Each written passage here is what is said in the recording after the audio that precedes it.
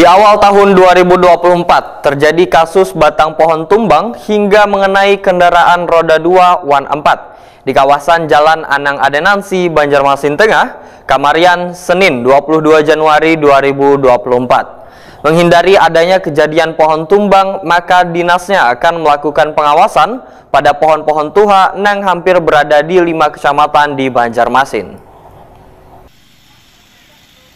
Di awal tahun 2024 terjadi kasus batang pohon tumbang hingga mengenai kendaraan roda 2 WAN 4 di kawasan Jalan Anang Adenansi, Banjarmasin Tengah, Kamarian, Senin 22 Januari 2024.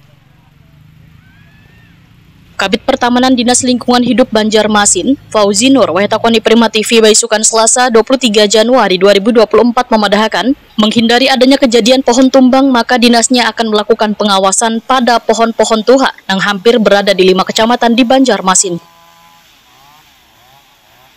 Fauzi Nur menyatakan Dinas Lingkungan Hidup Banjarmasin masih belum bisa menjalankan program yang telah diwacanakan di tahun 2024 ini. Di antaranya pengadaan alat USG pohon, program asuransi hingga pemagaran pohon, lantaran adanya refocusing atau pergeseran anggaran yang besarannya mencapai 35 miliar rupiah. Walaupun begitu, dinasnya, ujar Fauzi Nur, terus rutin melakukan pengawasan dan pengecekan pada pohon-pohon tuha. Jika dinilai sudah kadalayak atau bisa membahayakan, maka pohon tuha tersebut langsung dipangkas atau ditebang. Untuk kondisi pohon di kota lah, sebenarnya kita sudah menyisir deh.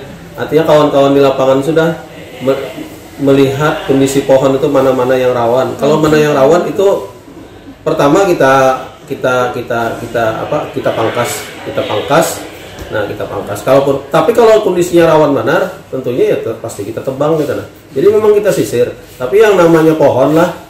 Nah, itulah kita ini kan rencananya kan ada juga karena hendak nukar sejenis nukar alat karena paham lah, nukar alat mendeteksi pohon ini nah.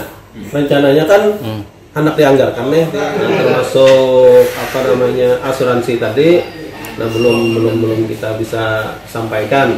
Ya mudah-mudahan nantinya hasil refocusing nanti ada kejelasan untuk baik itu nantinya apakah dianggarkan alat itu gitu nah, apa nanti termasuk asuransi, mudah-mudahan ada kejelasan nah, setelah penyusunan refocusing nanti. Pencegahan yang kita lakukan, kita menyisir pohon-pohon yang ada, salah satunya dengan kondisi hujan atau kondisi angin, tentunya kita melakukan pemangkasan.